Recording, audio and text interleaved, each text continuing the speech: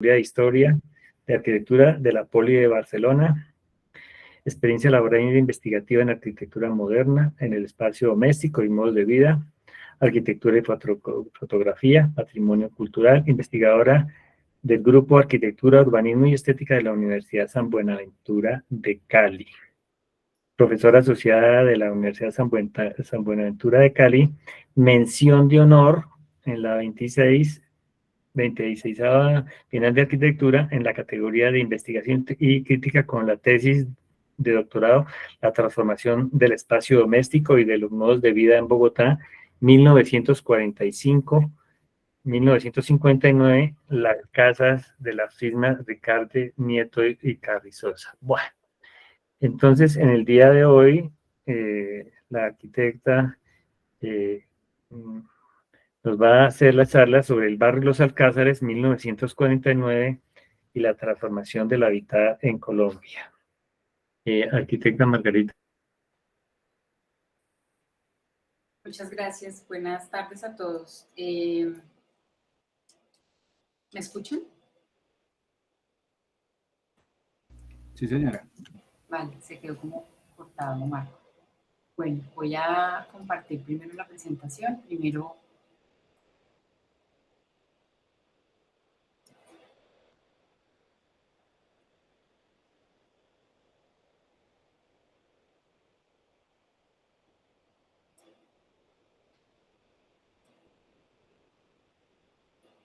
¿La están viendo? Sí, señora. Sí, señora. Vale, perfecto. Entonces ya la voy a poner en pantalla completa. No sé si ahí ya se está viendo en pantalla completa. No, señora. A ver, ¿qué pasó? Se salió de la presentación. Ya llegué. Margarita, antes de darte la palabra, la forma en que vamos a hacer la logística de esta charla, más o menos nuestra charla dura 1 hora, 45 minutos de la exposición de Margarita y 15 minutos más o menos de preguntas y de contestaciones que existan de nuestra parte. Profesora Margarita, tiene la palabra. Bueno, muchas gracias. Buenas tardes a todos. Primero quiero dar las gracias al programa de la Maestría en Arquitectura de la Vivienda, en especial al profesor Marco Cortés, que me invitó a ser parte de este grupo, de este ciclo de conferencias, que espero pues que esta que les voy a presentar hoy sobre los Alcázares, la primera etapa, la de 1949, y la transformación del hábitat en Bogotá, sea de interés y de utilidad para todos.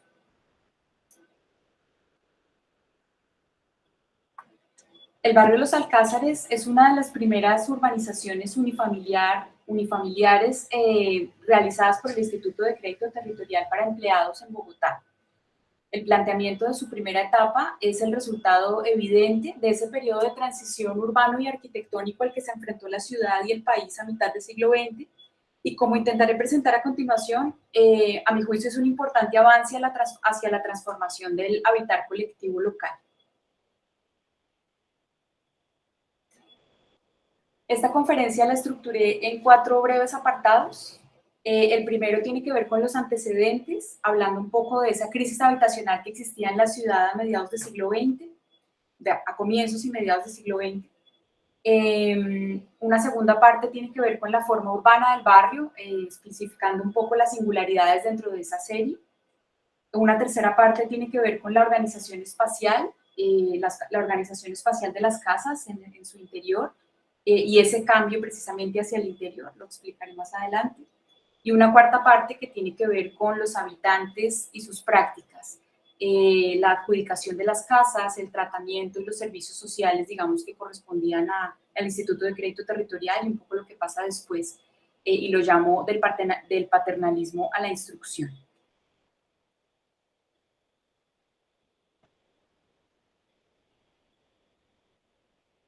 Para hablar de los antecedentes, me parece importante entender o recordar más bien, que la búsqueda de soluciones habitacionales está directamente relacionada con el crecimiento demográfico y el proceso de expansión de las ciudades, ¿no?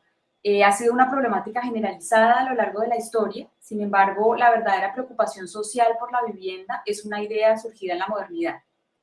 Los gobiernos colombianos de comienzos del siglo XX, al igual que en varios países latinoamericanos, estuvieron muy influenciados por las políticas económicas y sociales norteamericanas. Las ideas bastante revolucionarias de Roosevelt para sobreponerse a la crisis del 29 motivaron a estos gobiernos liberales como el de Olaya de 1930 a 1934 y especialmente al de López Pumarejo entre el 34 y el 38, conocido en algunos sectores como el Roosevelt de los Andes, que impulsó muchos programas estatales para estimular el crecimiento económico y promover ese bienestar público. Dentro de estos programas se encontraban los de construcción de vivienda masiva para obreros y para empleados. En 1936, el gobierno del presidente Eduardo Santos creó el Instituto de Crédito Territorial, ICT, con el fin de fomentar la construcción de habitaciones higiénicas para los trabajadores en el campo, en alianza con entidades bancarias que facilitaron préstamos destinados a las viviendas campesinas.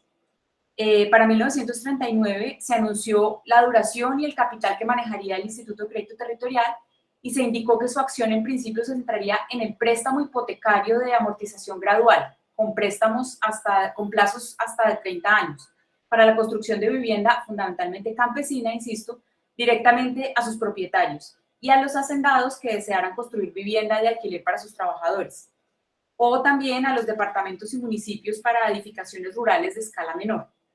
Otra de las facultades importantes asignadas al ICT fue la de producir e importar materiales de construcción para estas viviendas rurales sin ningún tipo de impuesto, para venderlos a precio casi de costo entre sus clientes.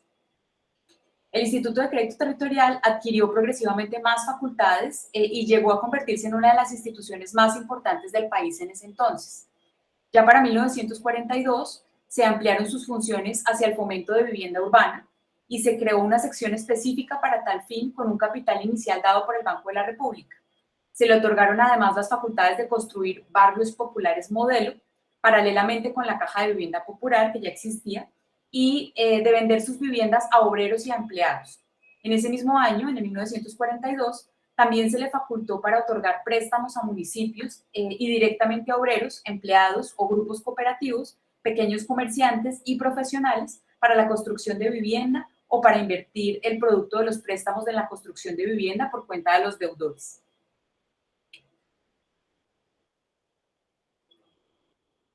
Ay, ¿qué pasó? Se me saltó un momento. Discúlpenme, bueno.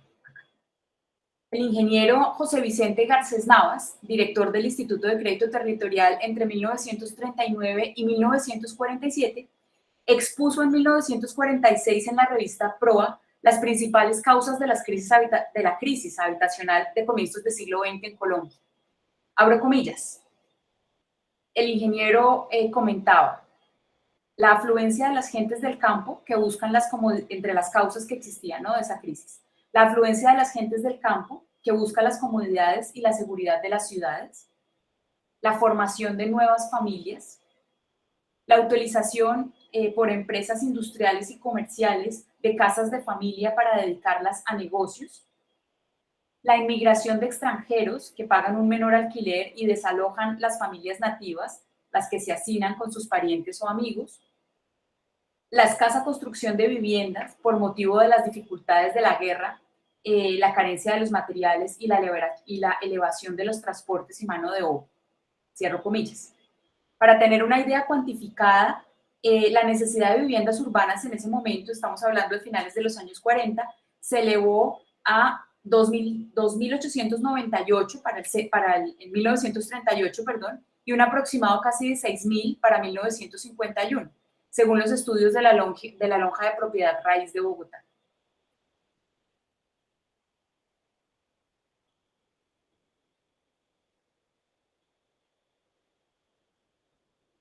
Estaba en esta diapositiva, disculpen que me la pasé. Ahora hablaré del concurso.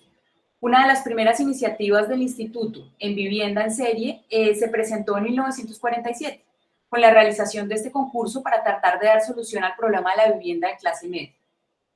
Las bases del concurso exigieron plantear dos tipos de vivienda. La primera, tipo A, de 3 habitaciones para 5 a 7 personas y la segunda, tipo B, de 4 habitaciones para 8 a 10 personas. En los dos casos, la disposición de las casas debía ser pareada y de 2 plantas. El programa y la distribución también estaban especificados en las bases. En la primera planta se debía ubicar el salón, el comedor, la cocina, la despensa y la repostería, el sanitario de emergencia, el garaje, la alcoba de servicio con su baño y el lavadero. Y en la segunda planta, las habitaciones con sus respectivos closets y un baño principal.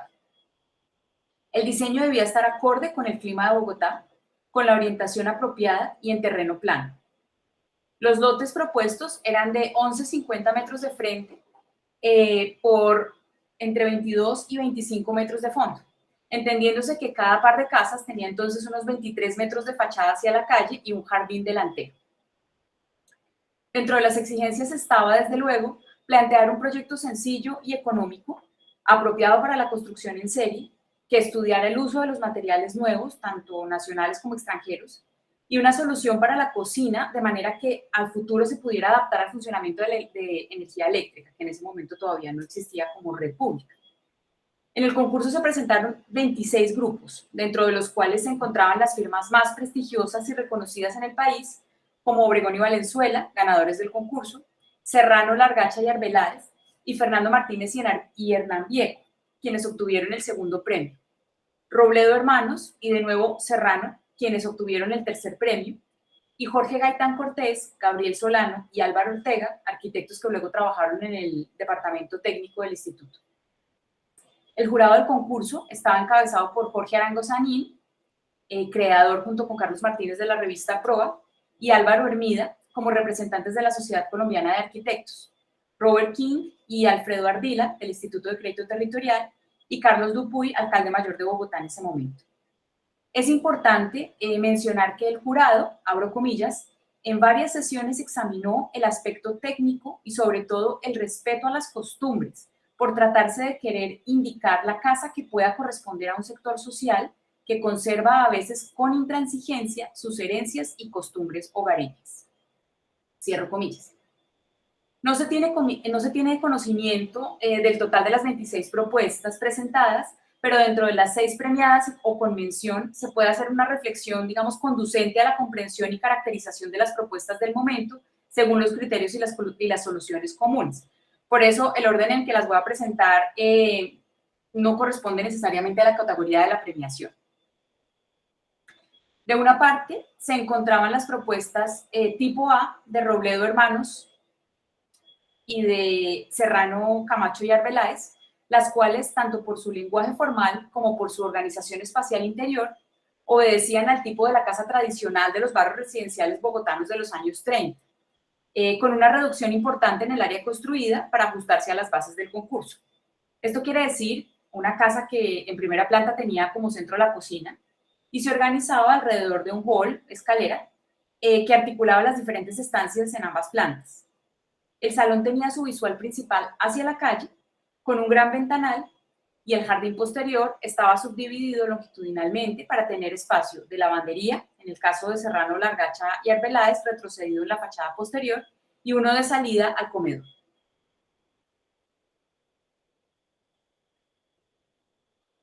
De otra parte, estaban las propuestas tipo A de Obregón y Valenzuela, junto con la tipo B de Serrano, Largacha y Arbeláez, en las cuales se reconoce un lenguaje formal de fachada y una organización espacial interior que supone algunas transformaciones de la casa tradicional bogotana que ya habíamos mencionado. En el centro de la casa, en primera planta,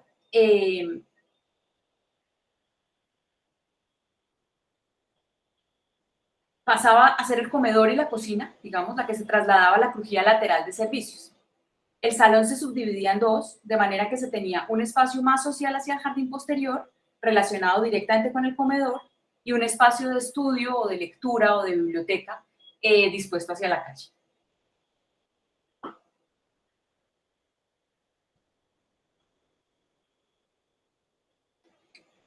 El planteamiento más novedoso, digamos, para ese entonces, fue el presentado por la casa tipo B de Martínez y Vieco y la tipo A de Gaitán, Solano y Ortega, que fue descalificada. pues desarrollaron 2 casas con una organización espacial desconocida hasta el momento en Bogotá. La primera mantenía el centro en la cocina, en la primera planta, ubicaba todos los espacios de servicio hacia la calle, dejando las visuales del jardín posterior para el salón y para el comedor, que se convertirían en las principales, ¿no? La segunda elevaba toda la casa de 2 pisos, planteada de manera similar a la de Obregón y Valenzuela, y dejaba una primera planta para un garaje cubierto y algún espacio de servicio complementario. Aquí cabe resaltar que mientras todas las propuestas anteriores mantenían un sistema portante de muros de carga de ladrillo, esta última, la de Gaitán, Solano y Ortega, planteaba un sistema mixto de muros de carga exteriores y 4 apoyos puntuales en el interior, retirados de las fachadas y dejándose a la vista dentro de la casa.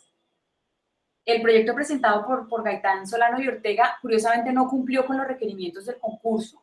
Tenía una planta adicional, no una planta de más, tenía finalmente 3 plantas. Sin embargo, obtuvo una mención honorífica porque se consideró el más inteligente, como el más inteligentemente estudiado. El jurado recomendó desarrollar este proyecto como modelo experimental en terrenos y laboratorios del instituto, que posteriormente efectivamente se hizo. En este concurso es importante reconocer que los requerimientos solicitados para los participantes se convirtieron en pautas a seguir para la posterior producción de vivienda en serie desarrollada por el ICT. El tamaño de los lotes, la disposición pareada de las casas o en espejo, la distribución en 2 plantas y la zonificación de cada una, el uso de los materiales y su eficiencia constructiva fue una de las constantes a seguir en los planteamientos siguientes de vivienda en serie.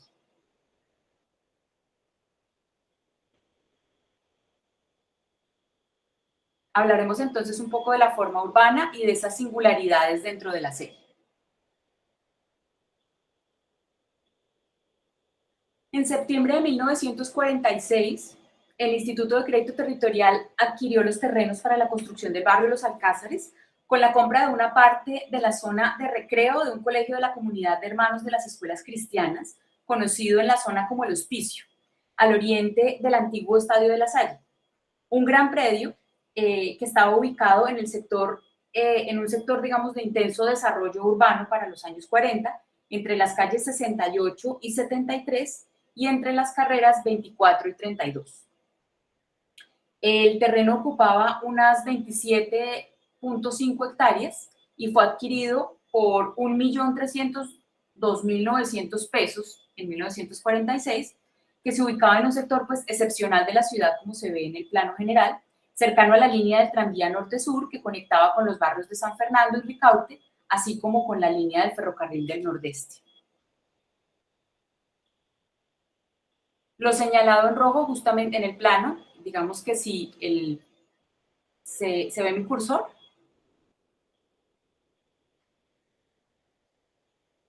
No, señora. No. A ver si puedo poner acá.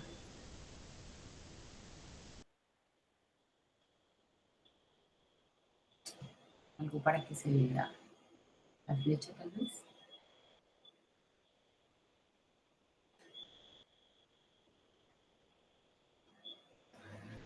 ¿Ahora lo pueden ver? Todavía no, Margarita. En fin, digamos que para que vean el punto rojo obedece solamente a la primera etapa del barrio, que es el que señalé aquí, la zona en rojo. Esa es la primera etapa de la que vamos a hablar. Y toda la zona que está marcado en blanco fue lo que ocuparon todas las etapas finales del barrio completo, ¿no? Digamos del lote completo.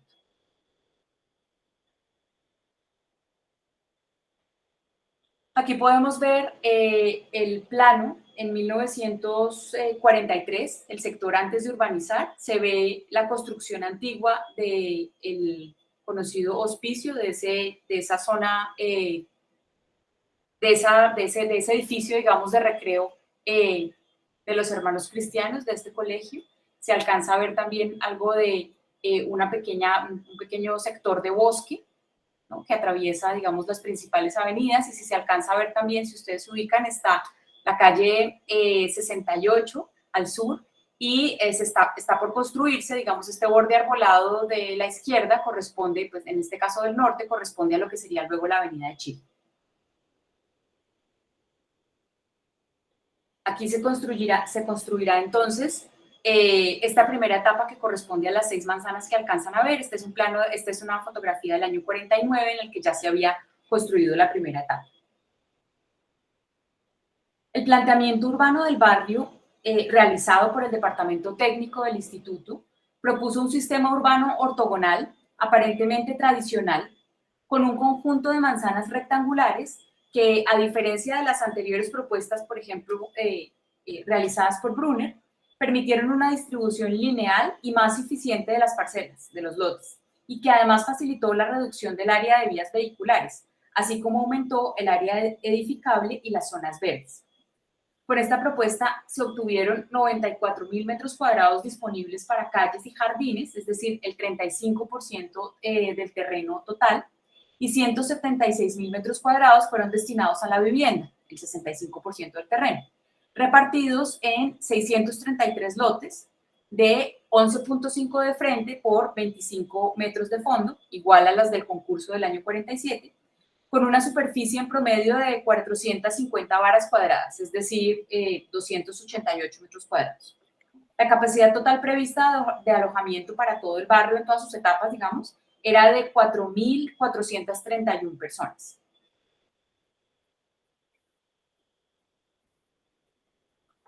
La primera etapa, realizada para entregar en 1949, se construyó en las 6 manzanas sombreadas que se ven en el plano, ubicadas entre la carrera 26 y la carrera 29, actualmente la carrera 27C, y la avenida 68 y la calle 71, que inicialmente fue planteada como una calle discontinua, solo construida en 2 de las 3 manzanas, como se puede apreciar, y continuaba hacia la zona de equipamientos comunes. Las calles intermedias en el sentido transversal eran ejes peatonales que dividían las manzanas y marcaban el cambio en los tipos de casas, a lo largo de los cuales se disponía unos pequeños volúmenes de las llamadas subestaciones eléctricas, indispensables en su momento para el suministro de energía. Cabe señalar aquí también que el barrio contó posteriormente con otras etapas, hasta la finalización de la edificación de todo el terreno en el año 57, dentro de las cuales se tiene conocimiento específico de la segunda, realizada en el año 1950 también por el Instituto, con 50 casas más. Y luego, en las etapas posteriores, se sabe de la participación de la Caja de Vivienda Militar en conjunto con el Instituto en una siguiente etapa cercana al año 53.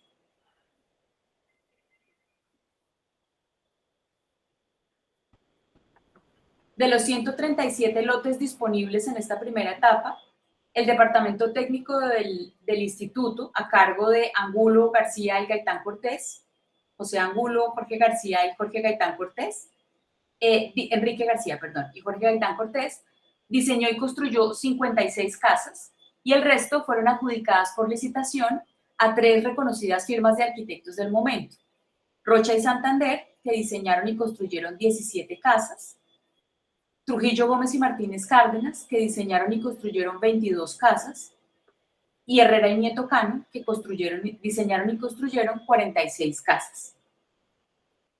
La disposición de las unidades de vivienda tenía las mismas características estipuladas en las bases del concurso que el Instituto había promovido en el año 47.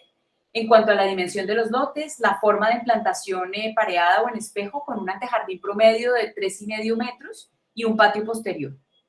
Estos criterios se reconocen claramente en las unidades de Rocha y Santander, Trujillo, Gómez y Martínez Cárdenas y Herrera y Nieto Cano. La implantación de las casas dentro de los lotes propiciaba diferentes grados de privacidad, como se puede ver en el plano, desde la calle hacia el interior. La calle y el andén como espacio público, el antejardín como espacio de transición público-privado, que por su delimitación con muros bajos, ya lo vamos a ver en las fotografías, permitía una relación visual directa entre la casa y la calle. El volumen construido de las casas de carácter privado, aunque con marcadas relaciones visuales hacia el exterior. El patio posterior, de dimensiones suficientes para iluminar y ventilar las casas en su costado posterior y permitir cierto grado de vecindad, aunque los muros de separación entre casa y casa fueran de una planta. Las casas diseñadas por el Departamento Técnico del ICT, correspondientes a las manzanas 2 y 3 que se pueden observar en el plano, se implantaron de una manera particular, como pueden verse. En las esquinas de las manzanas se comenzaba con un par de unidades pareadas, seguidas por una fila de 3 casas, en donde se retrocede la línea de fachada principal y se amplía el antejardín casi al doble, alargando ese volumen del patio de ropas, ahora lo veremos, dispuesto hacia la calle, y una fila central de 3 casas más que vuelven a estar alineadas con su fachada en las esquinas de manzana. Es decir, no se trabajaba con ese sistema, digamos, de espejo y de casas pareadas, sino que se hacían solamente en las esquinas, las casas en espejo, y luego había series de 3 con esa discontinuidad en los parámetros.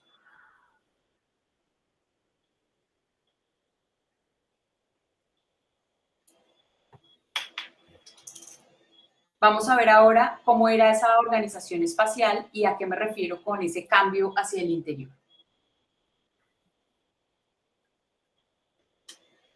La organización espacial de las casas se puede explicar casi que de manera evolutiva, aunque hayan sido hechas en simultáneo, empezando por las casas de Rocha y Santander, que estamos viendo aquí, y las de Trujillo Gómez y Martínez Cárdenas. Iré y vendré en estas 2 láminas para poder ver las similitudes y diferencias.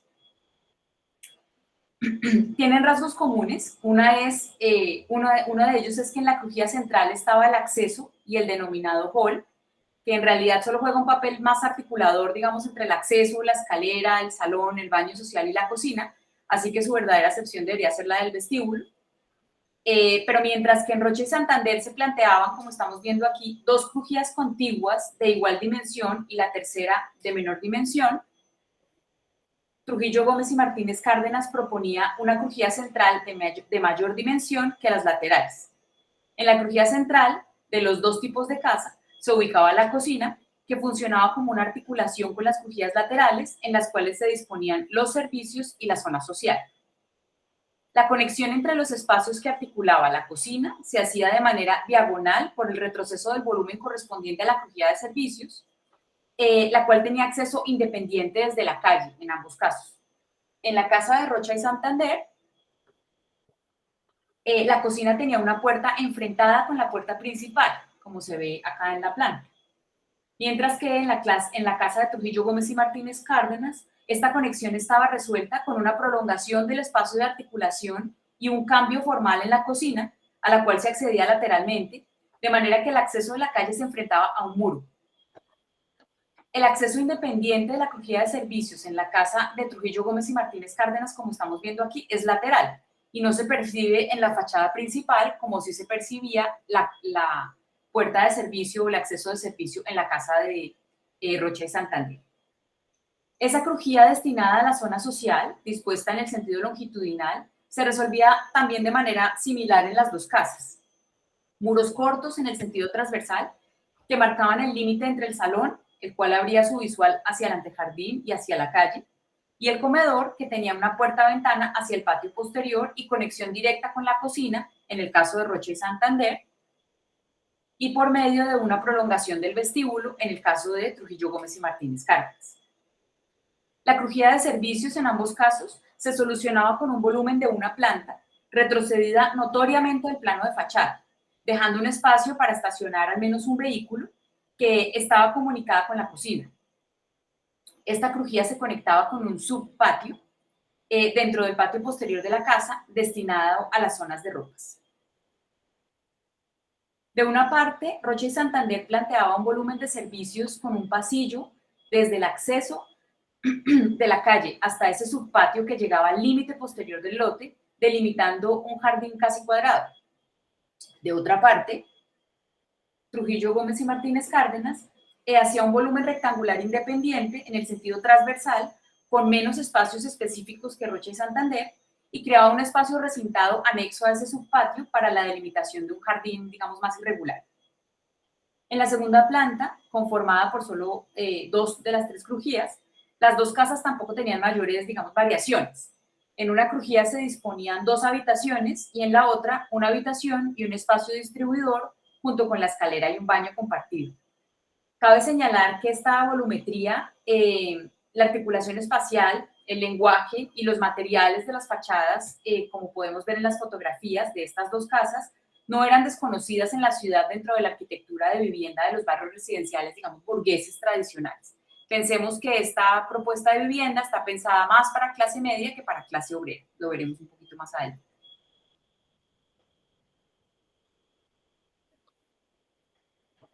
Una segunda organización espacial se reconoce en las casas planteadas por Herrera y Nieto Cano, en las cuales se puede identificar algunas operaciones formales espaciales, que de alguna manera apuntan a la transformación del espacio doméstico y de los modos de vida en la ciudad.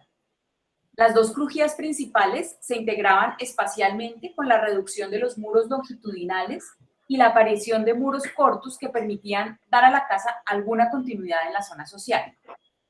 En la crujía central, como en las casas anteriores, que era de mayor dimensión que las laterales, y se ubicaba el acceso principal y el vestíbulo, en donde estaban la escalera, el baño social y el comedor, liberando área en toda la crujía lateral, cuyas visuales se dirigían tanto a la calle, con un estudio, como al patio posterior, con el salón. La transformación más importante se presenta en el cambio de zonificación de las crujías, en donde se desplazó por completo el espacio de la cocina a la crujía lateral de los servicios, y esta perdió el carácter central planteado en las casas anteriores. Esta disposición de la planta era muy similar a la planteada por la propuesta ganadora de Obregón y Valenzuela y al tercer premio de Serrano, Largacha y Arbeláez en el concurso de 1947. El volumen longitudinal de los servicios tenía fachada y acceso independiente a la calle a través del futuro garaje, como se enunciaba en los dibujos de las plantas. La conexión del comedor y los servicios por medio de la cocina seguía siendo de forma diagonal por la disposición de las puertas, y los servicios tenían un planteamiento similar a los de Rocha y Santander, con zona de lavadero y subpatio. En la segunda planta, la disposición en dos crujías era también muy parecida a las dos casas anteriores. Las diferencias radican en que el área de recorrido se reducía significativamente. Se preveía en los planos una ampliación hacia la crujía de servicios sobre el espacio del garaje, como se ve allí en la planta punteado, para una cuarta habitación y para un baño. La casa de Herrera y Nieto Cano también muestra un cambio importante en la configuración volumétrica, en los materiales y en el lenguaje de fachada. Las cubiertas, de una sola agua hacia el patio posterior, a diferencia de las casas de Rocha y Santander y de Trujillo Gómez y Martínez Cárdenas, muestran un volumen más asimétrico, muy poco visto hasta ese entonces en la arquitectura residencial bogotana, así como la composición de la fachada con el uso de tablones de madera y ladrillo y revestimiento de cal.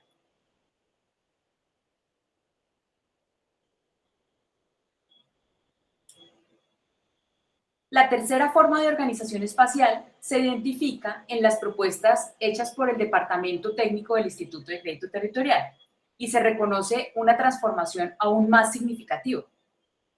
Las tres crujías longitudinales eran casi imperceptibles en la primera planta, entendiéndose como dos realmente, porque la aparición de columnas que dividían espacialmente la zona social en salón y comedor, que casi no se notan en la planta, ahora las veremos en los planos originales.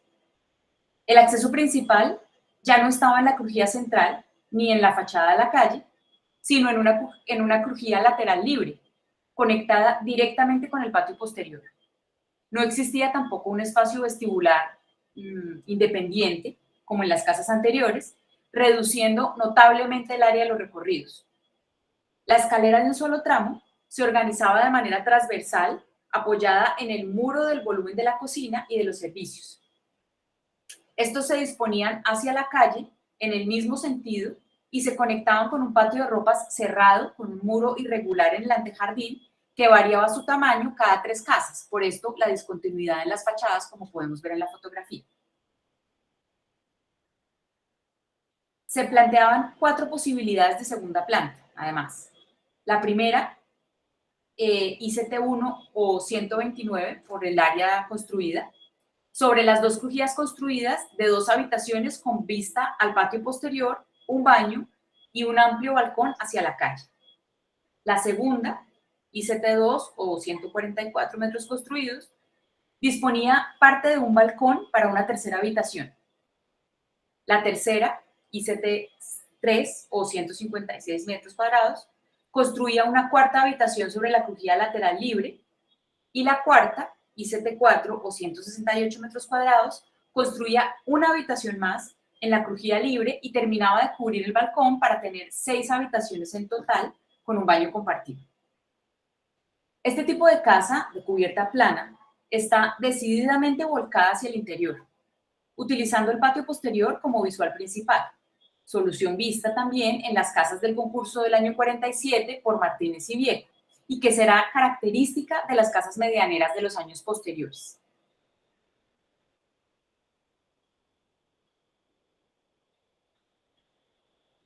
Aquí podemos ver de ese tipo de casa, de la casa planteada por el instituto, los planos originales, la primera planta,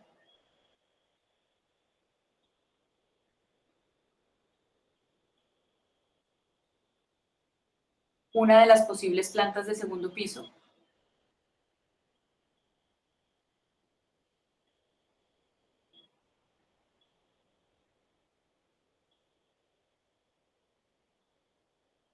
dos secciones,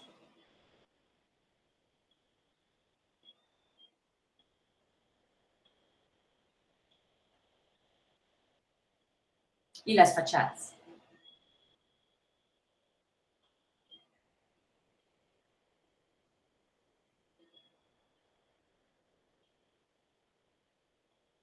Si hacemos entonces una síntesis, digamos, de lo que serían estas 4 propuestas, aquí creo que podemos rápidamente, o se puede evidenciar e ilustrar un poco esa transformación interior en la casa, ¿no?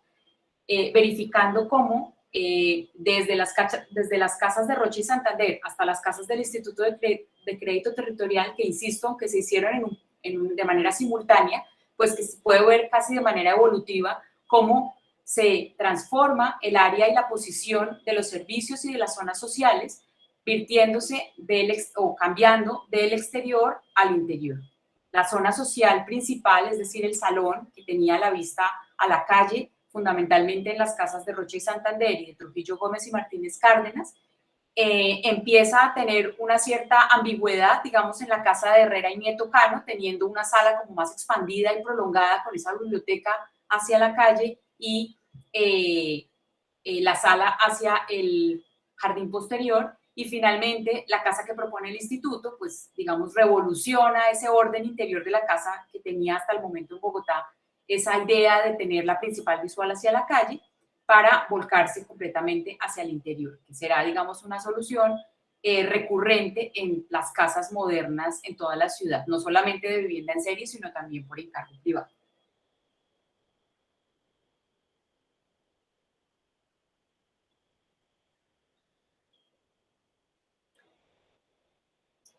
En los alcázares se reconoce también un avance importante en cuanto al planteamiento del sistema técnico, industrializado para la construcción de vivienda en serie, y realmente en el único caso en el que se propone esto es en la unidad planteada por el instituto. Las casas de Rocha y Santander, de Trujillo Gómez y Martínez Cárdenas y de Herrera y Nieto Cano se desarrollaron fundamentalmente con un sistema estructural y constructivo tradicional, que era el conocido hasta ese momento en Bogotá.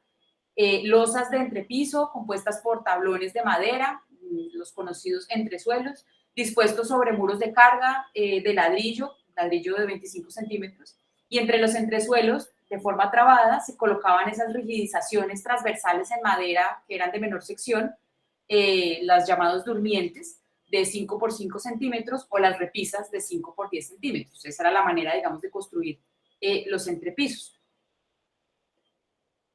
El sistema estructural de las casas del instituto continuaba siendo fundamentalmente de muros de carga que conformaban las crujías, pero con un sistema de columnas que liberaba ese espacio social de la primera planta. Los elementos prefabricados eran vigas o entresuelos de hormigón de 15 centímetros de alto que sostenían las que se llamaban duelas, ya las veremos adelante, también de hormigón de 94 centímetros de ancho por 12 centímetros de profundidad, sobre las cuales se sostenía, luego de un relleno de concreto, el acabado del entrepiso, ahorrando con ello las formaletas y cualquier tipo de encofrado.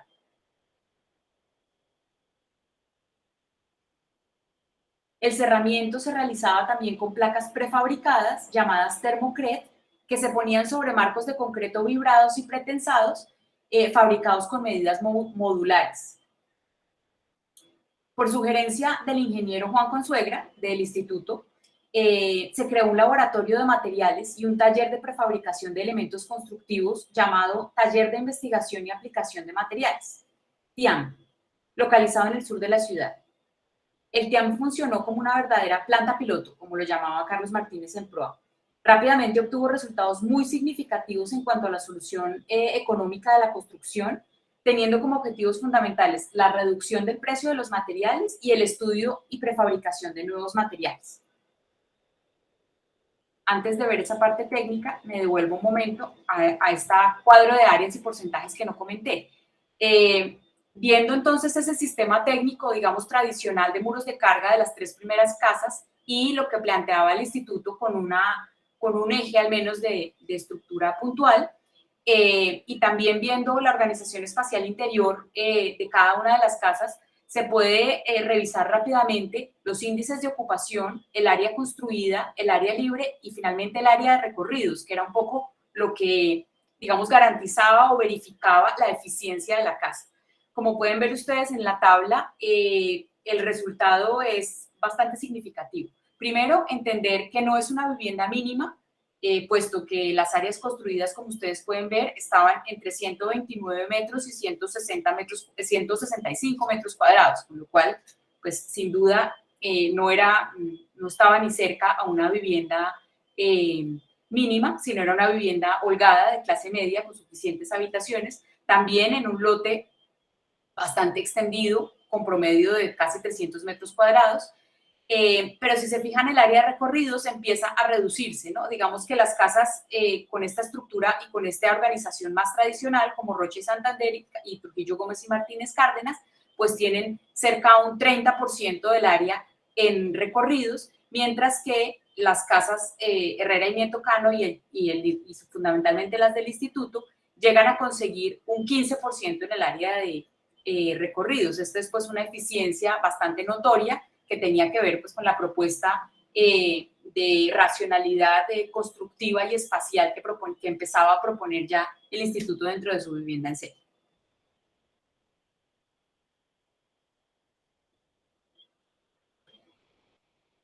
Hablando nuevamente del taller de investigación y aplicación de materiales, el ICT estudió pormenorizadamente el precio de los materiales en la construcción y concluyó que en su momento, es decir, en 1949, costaban aproximadamente el 65% del valor total de la obra, por lo cual, abro comillas, cualquier economía unitaria, por pequeña que sea, resulta de magnitud apreciable en el gran monto de sus asignaciones. En el TIAM se estudiaron los cementos y concretos nacionales, los diferentes tipos de uso en sus módulos y tratamientos. El alto precio del hierro, por ejemplo, fue sustituido por materiales apropiados, según ellos, y de grandes ventajas económicas.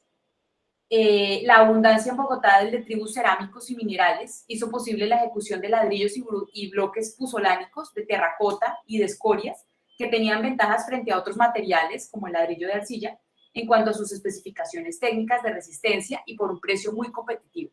Entonces, finalmente, como un gran laboratorio de experimentación, ¿no? El TIAM empezó a desarrollar desde la propuesta para los alcázares todo lo que serían los siguientes barrios de vivienda en serie y unidades vecinales del instituto.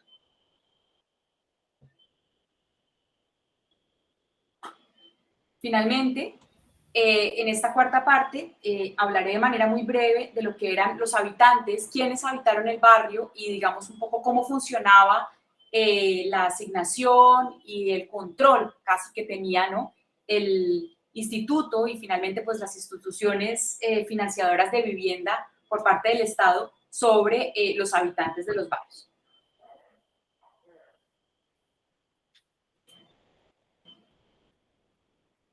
Para ello es importante entender que estas primeras viviendas en serie en Colombia fueron pensadas para suplir la demanda de dos grandes grupos sociales en consolidación, que no solo se identificaban con un determinado poder adquisitivo, sino que también tenían una clara conciencia de su posición en la organización de la sociedad. como clase obrera, que es esta que estamos viendo acá o de que estamos intentando ilustrar, que tenía que ver con personal que hacía trabajos no calificados que venían fundamentalmente del campo y a la cual el instituto, paralelamente al barrio Los Alcázares, creó otro barrio en el suroccidente, sí, de la ciudad. Fíjense la relación entre la ubicación de Los Alcázares y la ubicación del barrio, que será Musú. Musú, de manera paralela, desde 1949, solo lo traje aquí como ejemplo y para verificar o para recordar que el barrio Los Alcázares no es una vivienda obrera, sino es una vivienda de clase media, digamos, propuesta por el instituto. Para esa clase obrera, el instituto paralelamente estaba trabajando en el desarrollo de casas en serie también en este sector de la ciudad y en el barrio Musú. Solamente para tener también una relación, recuerden que estábamos hablando de casas entre 130 y 165 metros cuadrados. Aquí, en esta vivienda para obreros, estamos cercanos a los 60 metros cuadrados. Que sin duda también lo podremos discutir después, pero tampoco se acerca, por supuesto, a una vivienda mínima de hoy en día. Y de otra parte, si estaba esa clase obrera, también estaba esa clase que se consideró media, de comerciantes, de artesanos, que tenían algún tipo de formación y entonces tenían un trabajo de mayor grado de calificación y, por tanto, un mayor poder adquisitivo. Estos dos grupos sin duda fueron los protagonistas de esa primera vivienda en serie en las ciudades colombianas, ¿no? Comenzando por Bogotá. Y será muy importante tenerlos en cuenta porque todas las entidades del Estado que se dedicaron a la vivienda en serie, como el Instituto de Crédito Territorial, el Banco Central Hipotecario, la Caja de Vivienda Popular, pues hicieron indistintamente vivienda para estos dos grupos sociales. Comentar aquí que la adjudicación de vivienda requería todo un proceso de solicitud con suficiente anticipación. En el caso de Los Alcázares, encontré alguna documentación que da cuenta de lo que el instituto solicitaba. Fundamentalmente eran servidores públicos que estuvieran casados, que tuvieran un número importante de hijos, que tuvieran un trabajo estable,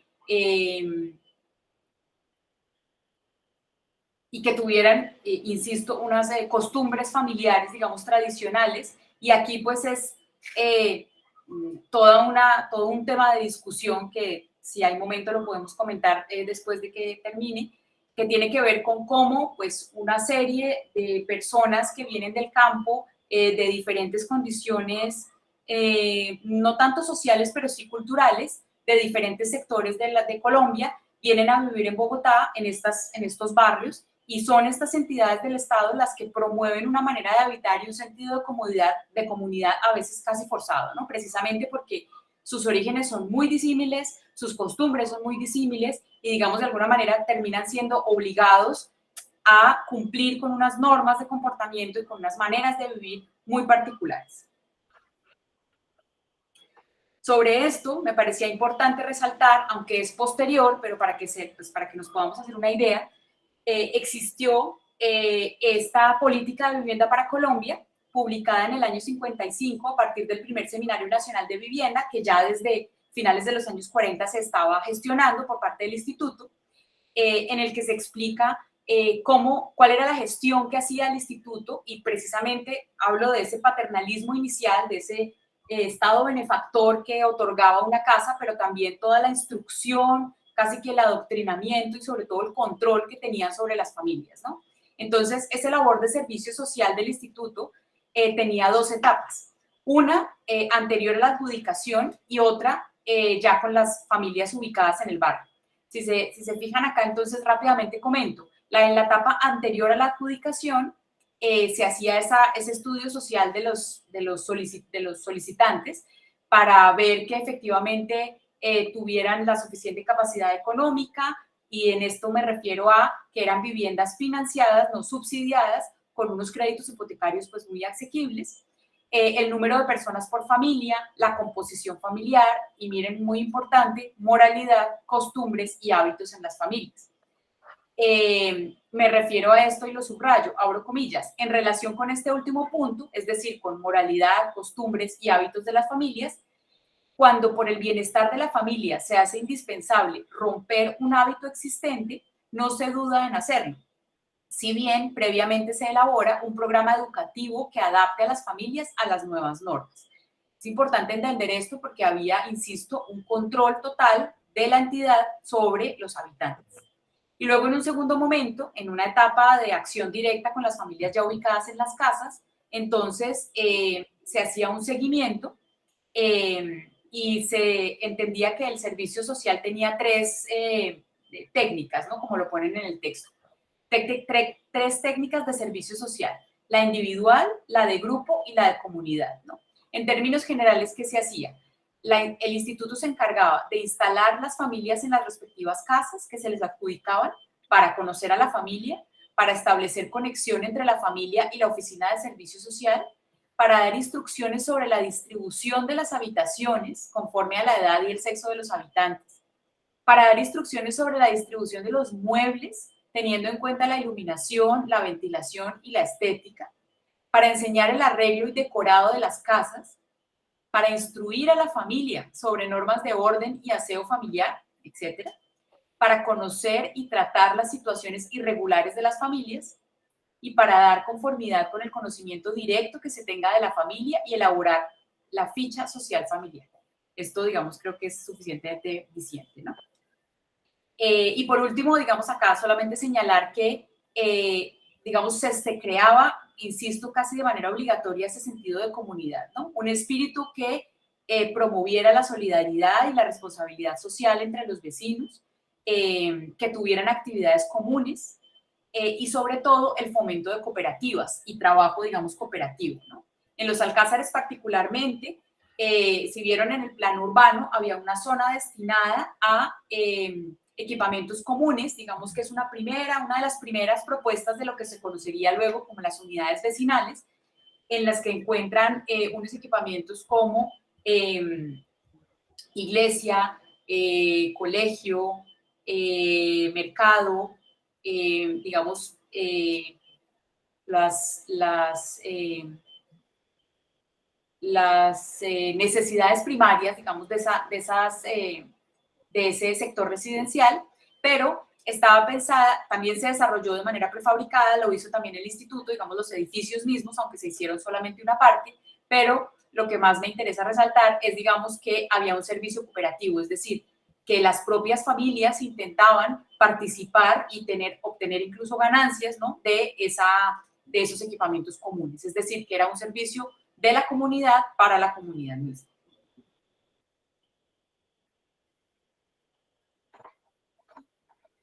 Finalmente, aquí completar, vemos el plano de Bogotá ya del año 58, con lo que se consideraron los barrios integrales para obreros y empleados, con las rutas de ferrocarril y autobuses para que también se ubiquen rápidamente y, digamos, se sitúen o se justifiquen un poco en su ubicación.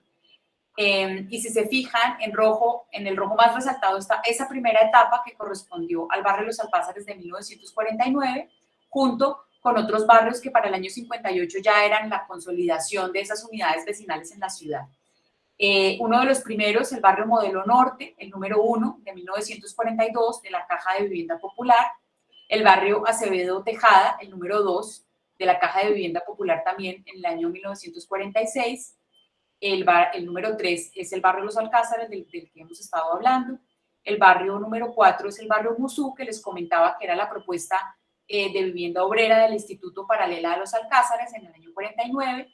Posteriormente el instituto hace también un barrio obrero cercano a Musú, que es el Gran Barrio Quiroga, en el año 51, y luego empieza también a promoverse de manera masiva los barrios del Banco Central Hipotecario, como La Soledad en el año 53, o el barrio Quintamutis en el año 55, el barrio Veraguas en el año 66 y el barrio Polo Club en el año 57.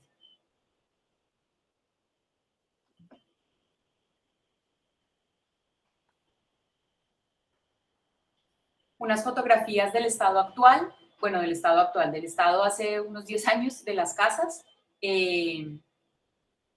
realmente las casas de Trujillo Gómez y Martínez Cárdenas y de Rocha y Santander son las que más se identifican, las que más se reconocen y se mantienen y se conservan en su estado, digamos, original o muy poco transformado dentro de las 6 manzanas de la primera etapa. Las casas diseñadas por Herrera y Nieto Cano se han transformado más, aunque se conservan todavía algunas. Fundamentalmente se dio ese proceso de transformación y de construcción de la tercera crujía en el segundo piso, que estaba pues planteado como crecimiento. Y es casi imposible reconocer o detectar las casas diseñadas por el instituto. Esta es una fotografía que tuve que lograr entrando en un antejardín y buscando, digamos, por todas las manzanas que sabían dónde se ubicaban y en realidad son ya irreconocibles porque están completamente transformadas, pero pues digamos vale la pena allí reflexionar sobre para cómo estaban hechas, ¿no? Finalmente estaban pensadas para que se transformaran, para que la dinámica familiar fuera creciendo y se transformaran y pues se pudieran crecer en función de los cambios de los núcleos familiares. Así que finalmente se creería que se cumplió con el objetivo. Sin embargo, hoy en día estas etapas, esta etapa del barrio y pues casi toda la extensión del barrio de Los Alcázares ha perdido su carácter residencial. Como bien lo saben, ya ahora, digamos, tiene un carácter mixto, más cercano al comercio en las principales vías y está también muy mezclado con talleres automotrices, con pequeñas industrias. Entonces, digamos que ese carácter residencial se ha perdido. Para terminar, decir que el planteamiento de la vivienda en serie dentro de la unidad vecinal, como el inicio, como el de Los Alcázares, pues sin duda generó ese cambio significativo en las formas de habitar. El usuario dejó de ser un individuo que habita un espacio singular para vincularse a un sistema que crea un sentido de comunidad, insisto, a veces forzado. La calle dejó de ser ese espacio de encuentro o de actividad social de la ciudad tradicional para crearse una nueva zona pensada específicamente para las diferentes necesidades y actividades de un colectivo. Los 3 sistemas de organización espacial presentes en Los Alcázares son un ejemplo evidente de la transformación del espacio doméstico de mediados del siglo XX. El planteado por el Instituto, por el Departamento Técnico del Instituto, marca una pauta de lo que será la estructura formal característica de la vivienda unifamiliar en Bogotá en los años siguientes. La casa se vierte hacia el interior y disfruta de un espacio abierto privado que deja de ser de servicio para cobrar protagonismo en relación directa con los espacios sociales.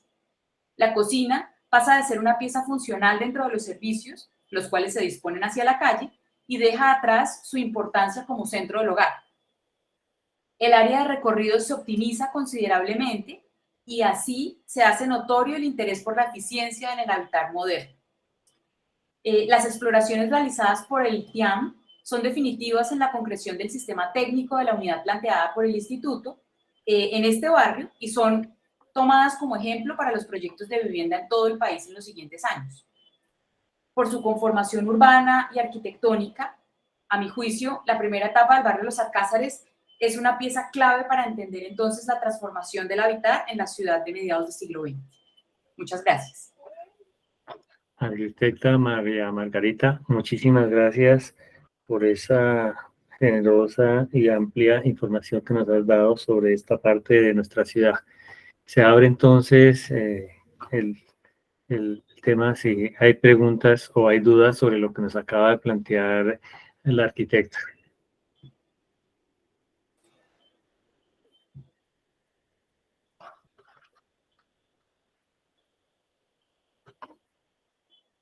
Bueno, para romper el hielo entonces planteo lo siguiente. Arquitecta, estas son las consecuencias de la República Liberal de López Pumarejo, en la que el Estado definitivamente interviene y la vivienda definitivamente es un derecho.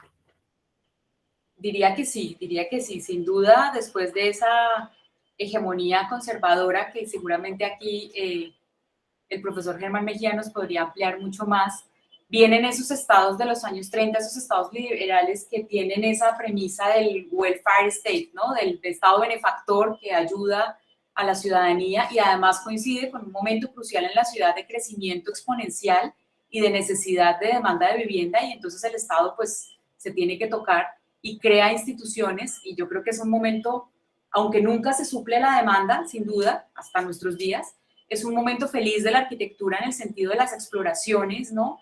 Espaciales, técnicas, formales, urbanas, que se producen vivienda. Estamos en este momento a 10 años de la creación de la Universidad Nacional por López Pumarejos en las actuales instalaciones también.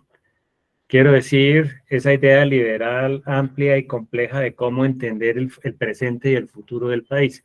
Lo planteo para hacer un paralelo con las actuales circunstancias, en la que, qué paradoja, gobiernos liberales que justamente han desmontado todo este tipo de políticas, ¿ya? Entonces, la vivienda hoy queda en manos de, ¿cómo se llama?, del sector público, de los constructores, exactamente. Y aquí hay algo muy importante. El Estado compra el lote, el Estado diseña, el Estado construye, el Estado mira los costos, el Estado financia. Bueno, y interviene en los próximos modos de habitar de alguna manera también. ¿Verdad? Entonces me parece que se están recogiendo desde mi punto de vista cosas que pasaban en Europa, y recordemos el Frankfurt de Ernest May, 1925-1930, que hace esta misma operación exactamente, y que en otras partes, en Berlín, ya se había de alguna manera realizado, ¿verdad? Incluso yendo a algunos comentarios de la casa del Instituto de Crédito Territorial de que hace Gaitán Cortés, ellos se ufanaban de que era la casa que pesaba menos, por ejemplo, que tenía la menor cantidad de elementos, ¿ya? Eso es el nuevo Frankfurt de Ernest May, 1925, ¿verdad? Es decir, se recogen elementos de la arquitectura de la vivienda, digamos, de los alemanes, porque justamente en el 48 viene la Unidad de Marsella, que también está en paralelo, pero no la traen acá, en ese momento, ¿no? Más bien lo que se intenta con esta respuesta es una respuesta de ciudad jardín, baja densidad en baja altura, ¿verdad? Entonces me parece que, insisto, es una posición del liberalismo respondiendo a la modernidad del país, exactamente, cómo modernizar el país.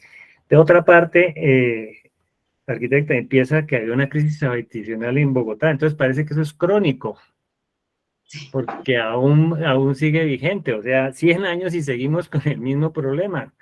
¿Qué será lo que pasa? Le pregunto, arquitecta, con sus estudios, ¿qué opina de esta pregunta? Bueno, varias cosas con lo que ha planteado. Lo primero, con respecto a lo involucrado que estaba el Estado, como vimos, y a mí me parece siempre importante señalar estos congresos de vivienda y sobre todo las acciones sociales que tenían en la adjudicación y en todo el desarrollo posterior, creo que es una implicación muy importante, es decir, hay un control sobre los habitantes y hay un control sobre los barrios muy importante, ¿no? No es simplemente construirlos y dejar, y adjudicarlos y dejar que pase lo que tenga que pasar, ¿no? Me parece muy significativo el control que se tenía sobre la población, digamos, aunque nunca se haya suplido la demanda. Y también me parece importante lo que usted comentaba de precisamente la gestión que podía hacer el Estado frente al suelo, ¿no? En la medida en que en los años 70 empezaron las corporaciones de ahorro vivienda a entrar en el negocio de la construcción, como usted bien lo comentaba, con el UPAC, y sí, sobre los años, inicios de los años 70, pues estas instituciones, como todos sabemos, terminaron arruinándose, terminaron quebrándose, precisamente porque ya no podían ser competitivos con los bancos, ¿no? A la hora de construir.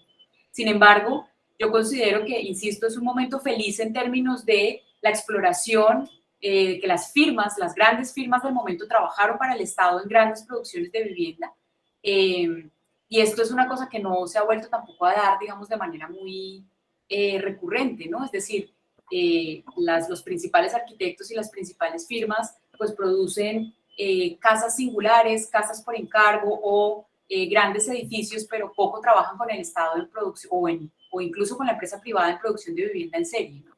Esto es importante. Por otra parte, la consideración sobre las áreas y la dignidad de la vivienda, ¿no? Es difícil y por eso insisto tanto en que aunque era vivienda financiada y no subsidiada, como hoy en día hay algunas propuestas, estaba lejos de ser esa vivienda mínima o vivienda de interés prioritario, de vivienda de interés social que se produce hoy en día en términos de la dignificación, ¿no? Y de la calidad del espacio, no solamente por la cuantificación en áreas, sino por las soluciones mismas, ¿no? Eso me parece importante resaltarlo. Por otra parte, lo que usted planteaba es muy interesante. En el año 49, fíjense que se están dando muchas cosas y el instituto está pensando un poco en todo al tiempo, porque está haciendo casas para clase media en los alcázares, está haciendo casas para obreros, casas unifamiliares, vivienda baja de alta densidad, como bien comentaba, para obreros en Musú. A los 2 años está en Quiroga, pero ya también desde el año 48-49 está haciendo el CUAN, que es finalmente una vivienda en altura más cercana, ¿no?, a las unidades de habitación o esta vivienda colectiva en altura, con lo cual digamos que el instituto se desplegó en toda su magnitud, y ahí Jorge Gaitán Cortés creo que fue definitivo. Es un personaje que es digno de estudiar en ese sentido por toda su exploración. Por supuesto, conocía de cerca los congresos SIAM, por supuesto el Existen Minimum de Frankfurt y toda la propuesta de vivienda mínima. Hoy no lo iba a comentar, pero hay unos paralelos muy interesantes en las propuestas, por ejemplo, de vivienda de Musú y de Quiroga, ¿no?, relacionados con lo que se hacía, lo que se planteaba en los SIAM, ¿no? Con lo cual digamos que todo, es todo un mundo. ¿Qué pasa hoy? No lo sé, es una respuesta muy difícil porque es muy triste, digamos, que haya tal desconocimiento sobre todo lo que se había hecho antes y sigamos con el mismo problema y siga sin suplirse la demanda de vivienda, ¿no? Es una cosa muy, muy complicada. Bueno, Margarita, Liliana, Andrea quiere hacernos una pregunta. Tienes la palabra, Liliana.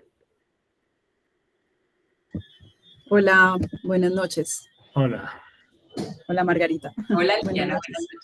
buenas noches. Yo, pues muy interesante, muchas gracias por la conferencia, muy alineado a mi investigación de la doctoral.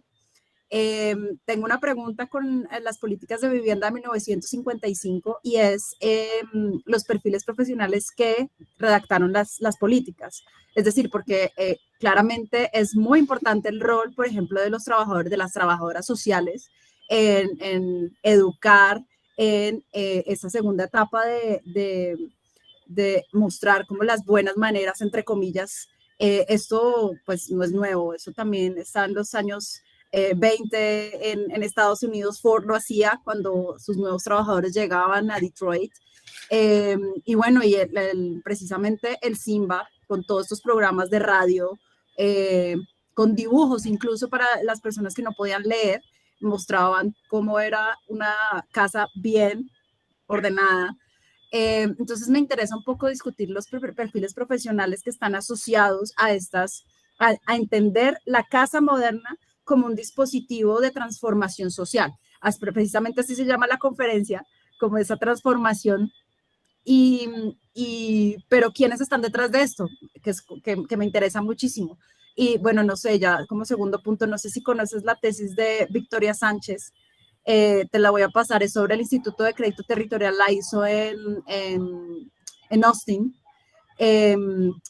Me parece interesantísimo, creo que puede complementar muchísimas de las cosas y las reflexiones que tú estás trayendo hoy. Muchas gracias. Gracias, Liliana. Pues, a ver, no sé si puedo responder de manera muy concreta. Este libro, el que comentaba ahora, el de la política de vivienda, que se hizo en el año 55, recopila, que es del seminario, realmente es como las memorias de ese primer seminario nacional de vivienda, recopila los últimos 10 años del instituto en términos de todo el trabajo que estaba haciendo en vivienda rural y urbana. Y particularmente lo que entiendo, digamos, o lo que he podido observar, es que la infraestructura propia del instituto ya dejó de ser un departamento técnico, sino que se explotó hacia el trabajo social, hacia sociólogos, antropólogos, que eran, digamos, también profesiones bastante novedosas para el momento. Inicialmente eran muchos ingenieros y arquitectos, pero luego todo un servicio social y de asistencia social que complementó, digamos, toda la tarea del instituto, fue definitiva. En los perfiles profesionales, no estoy segura si querías que comentáramos sobre los perfiles sociales que trabajaban en el instituto, y esa sería mi respuesta, o los perfiles sociales a los que el instituto adjudicaba casas. Si es el segundo caso, inicialmente, en el caso de los alcázares particularmente, empezaba por servidores públicos, oficinistas, trabajadores del gobierno, trabajadores del Estado, es decir, de instituciones públicas inicialmente, para los alcázares, es decir, para clase media. Para Musú, para las clases obreras, pues es otra la situación y la adjudicación se va de manera diferente. Ya Brunner tenía una primera oficina de planos obreros, ¿cierto? En los años 30, en los que efectivamente se hacían y se entregaban lotes vacíos, ¿no? Y la gente le daban un plano para que construyera su casa como pueda, en el tiempo que pueda, ¿no? En el tiempo que pudiera, según sus posibilidades. Entonces, en ese caso, el instituto también tenía como ciertas políticas que finalmente se fueron afinando y que, por ejemplo, el Banco Central Hipotecario también se fue afinando en entregar lotes con servicios, en entregar ya para los años 60 y 70. Entonces, el perfil, digamos, profesional de los usuarios también fue bastante heterogéneo. Pero lo que puedo asegurar, digamos, de estas primeras políticas del año 55 es que el grupo, ¿no? Toda la infraestructura, el organigrama más bien, ¿no? Del instituto creció exponencialmente, no hacia cosas técnicas o aspectos más técnicos, sino más hacia aspectos sociales. Este fue como el gran empuje que se le dio en los años 50 y 60 después, ¿no? Margarita, un complemento. Me llama la atención esa cartilla que muestras del año 55. En el gobierno está Rojas Pinilla. Sí. Y el instituto está dirigido por el teniente Calderón, no está dirigido ni por un ingeniero ni por un arquitecto. Me encuentro ahí como una paradoja en ese sentido.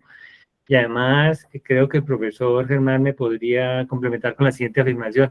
Es un momento en que el precio del café sube de la noche a la mañana y hay mucho dinero. Es una de las primeras bonanzas que sufrimos con el café. Yo le doy la palabra al profesor Germán Mejía a ver si nos complementa esto que estamos planteando. Ay, espera, se me olvidaba la otra. Y en el Simba está Faz Borda. Ojo, Faz Borda está en el Simba haciendo trabajo comunitario con acción participación. Entonces me parece que hay una cultura importante. Profesor Germán, ayúdenos. Sí, no, gracias. Lo que me llama la atención es, en el año 49, quien está en la presidencia es Mariano Ospina. Sí. Que viene de una empresa de urbanizadores y de constructores. Claro. Y es un conservador, pero es también un empresario. ¿Y cuál es el proyecto político y social que ellos tienen? Va a ser un poco distinto porque le va a tocar enfrentar problemas muy serios, pero ya las ciudades estaban viviendo unas tensiones sumamente fuertes.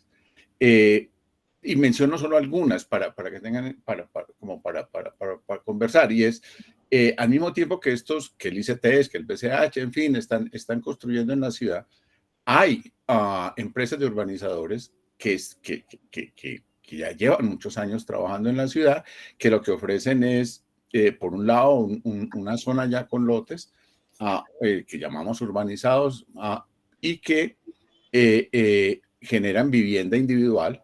Ya hay un grupo de arquitectos grandes que están respondiendo a esa demanda, pero son barrios que también están llenando esos intersticios que en los mapas que mostraban los planos de Margarita se van a ver también. O sea, en la ciudad hay diferentes dinámicas constructoras de vivienda, de barrios, que van a ser fundamentales.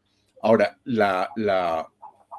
digamos, hay un gran, pongámoslo en esas palabras, un negocio urbanizador que en parte está atendido por el Estado, en parte está atendido por una demanda hacia individual, pero que está obligando también a que la administración municipal esté como afinando herramientas para el manejo de la ciudad. Entonces aquí hay un actor que yo creo que no podemos olvidar, no solo es el que proviene de estas grandes organizaciones estatales que vienen de décadas anteriores y que están tratando de responder a este problema de la demanda y las condiciones de vida en la ciudad, tampoco del negocio privado, que tiene su negocio y lo está desarrollando, sino la atención que están generando sobre las instituciones municipales y sobre la reglamentación municipal.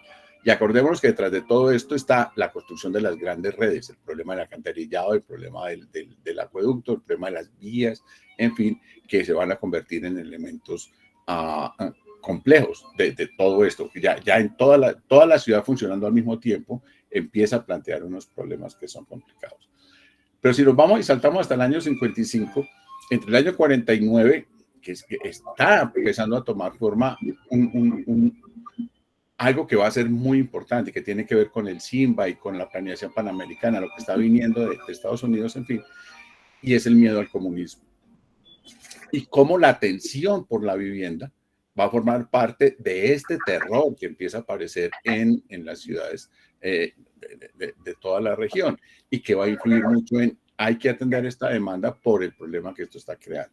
Acordémonos que estamos en años post-Corea, que ya estamos en plena Guerra Fría, que ya hay que empezar a atender el miedo al comunismo y la única manera de eso es atendiendo a una fuente de tensión como es la vivienda, pero sobre todo, y eso sí es lo que me llama la atención del cuadernillo que muestra Margarita, lo conservadora que es la perspectiva social. O sea, es profundamente conservadora. Uno la puede rastrear desde fines del siglo XIX. Es la misma manera de habitar. Entonces, ¿cómo se conjuga la arquitectura moderna? Un planteamiento de la vivienda que es absolutamente moderna y en su interior es profundamente conservadora. Y conservadora no del partido, sino conservadora en la manera de entender la moral y la vida urbana y lo que es el valor familiar. O sea, son casas para la familia, pues que la familia es la unidad por excelencia que debe ser preservada. Y estamos hablando de esta visión social.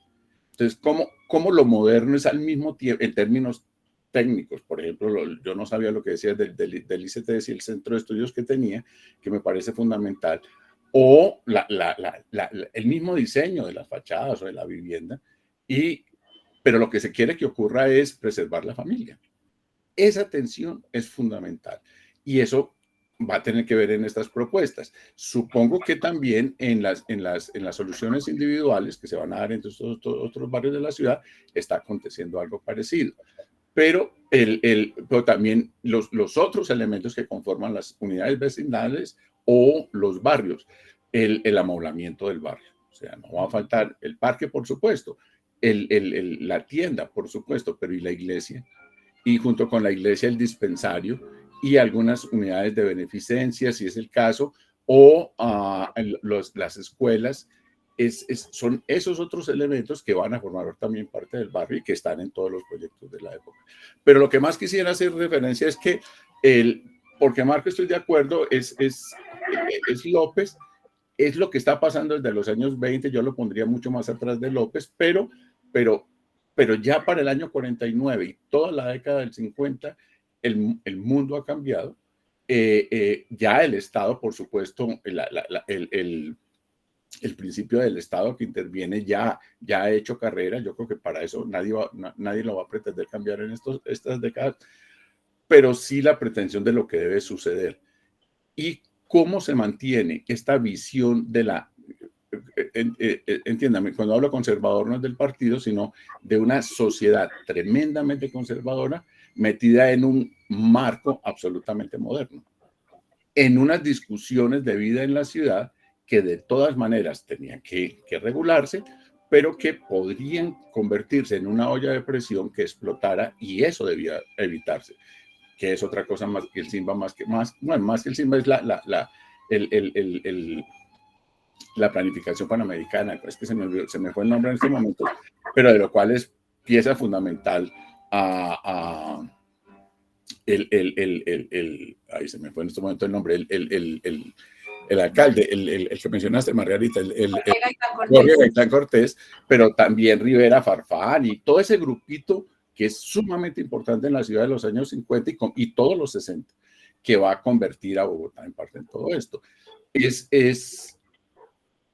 Pero me quedo ahí, perdóname que me repita, y es cómo este envoltorio moderno contiene una sociedad profundamente tradicional.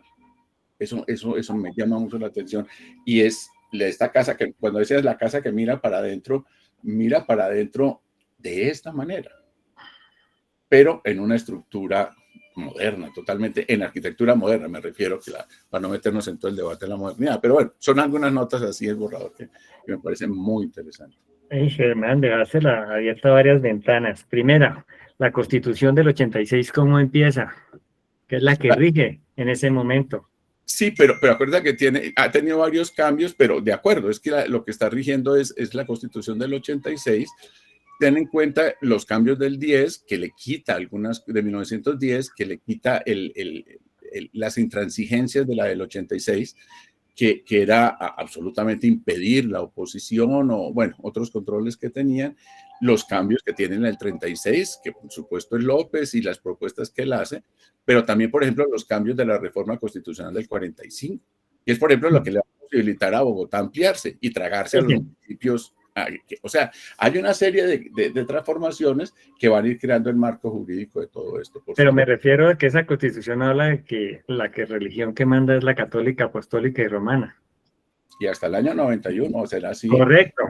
Pero va a ocurrir algo que es muy interesante, pero ya nos tendríamos que venir mucho más sobre los finales, sobre los 60, y es las transformaciones que van a hacer que, sobre todo, el control que la jerarquía eclesial tiene sobre la sociedad colombiana se pierda, y la aparición de una laicización en términos de las clases medias y las clases altas, que van a cambiar profundamente esto. Hay, por ejemplo, menciono dos cositas muy rápidas.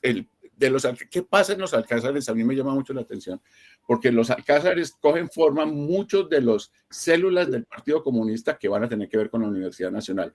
Nacen en los alcázares. En los alcázares coge fuerza el movimiento teatral de Chapinero. O sea, ¿qué sucede ya dentro de esas familias, esas viviendas en los años 60? Ya, pues, hay que esperar nuevas investigaciones, en fin, porque a lo que acabo de decir estoy exactamente contradiciéndome, pero está en los jóvenes. No, pero es que definitivamente la casa moderna es absolutamente contradictoria, como bien plantea Germán. De eso se trató mi tesis de doctorado. Precisamente a la conclusión a la que llegué es que hay una confrontación entre las aspiraciones de un colectivo muy filtrado por Estados Unidos y esa vida de posguerra americana en el que se prescinde del servicio doméstico, por ejemplo, ¿no? Y hay una urbanidad impartida, y esa urbanidad tenía que ver con este tipo de manuales en las casas en serie, pero también había una intencionalidad política del gobierno con los manuales de comportamiento. Recordemos el manual de Carreño, por ejemplo, ¿no? Todos los tratados domésticos de economía doméstica que ubicaban a la mujer en una posición, al hombre en otra, en la casa, y los espacios debían hacerse de una y otra manera. Y el servicio doméstico es uno de los servicios o uno de los empleos más necesitados del siglo XX en Colombia, sin duda, hasta nuestros días. Y yo creo que eso es un cambio fundamental. La casa moderna americana, norteamericana, prescinde de ese espacio de servicios, y en cambio, si se fijan acá, todavía hay, incluso en la clase media, esa necesidad del espacio de servicio con entrada independiente.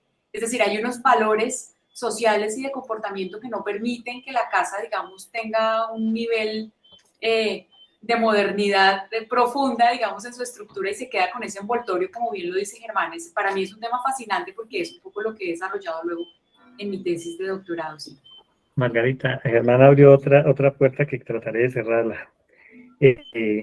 ¿Quiénes eran los urbanizadores? Mariano Ospina, que tenía una firma, pero debemos recordar que Mariano Ospina fue muy joven ministro de Obras Públicas, no me acuerdo si de Abadía Méndez, alguno de ellos, en los años 30, no me acuerdo, y empieza a hablar con Karl Brunner desde ese momento, ¿ya?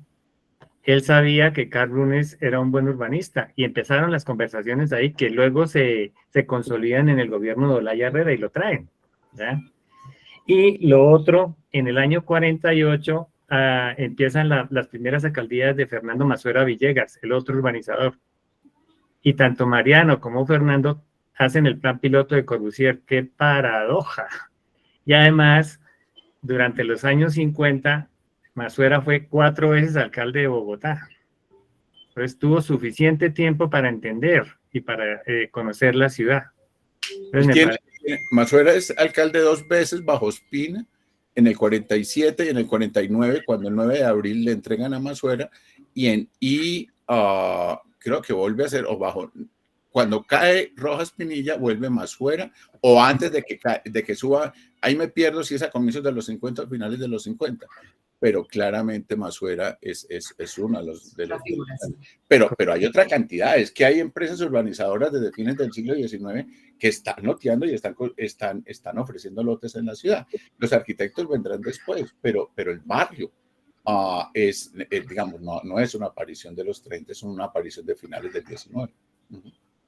Bueno, yo dejaría para las nuevas generaciones que continúen con estas investigaciones y con todas estas preguntas que nos ha planteado tanto Margarita como Germán con estas intervenciones.